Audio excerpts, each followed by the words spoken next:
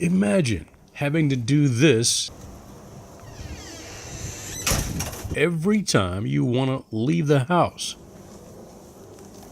Well, this is what Salisbury's Bill McCrorey has had to endure for the last 8 years because of what multiple sclerosis has done to his legs. But Mr. McCrorey is not bitter or ashamed about crawling to his car.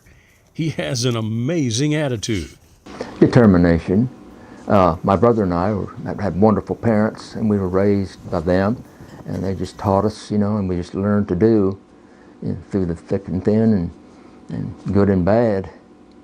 And it's just determination. Okay. For 35 years, Bill McCrorey taught adult education in Wicomico County. He's helped so many people earn their GED high school diploma. Feel wonderful just to think back and remember some of them. Just makes me feel good that I've done something good for people. Well, now McCrorey himself is about to get some help. I fell in love with this guy right off the bat. Dee Still and the Chesapeake Housing Mission delivered the news that they were going to build a ramp to make it easier for him to get to his car. And sometimes it's hard for some people to believe that there's actually help out there, but there is. You could tell that he was really excited to see me and to talk about what we're going to do for him.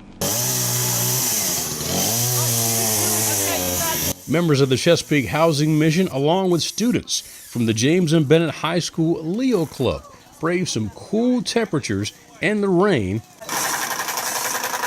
and began constructing that ramp for Mr. McCrorey.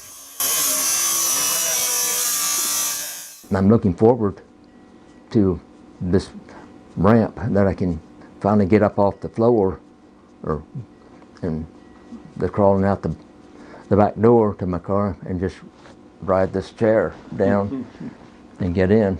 I'm just so excited about it. In Salisbury, Paul Butler, Wicomico County Public Schools.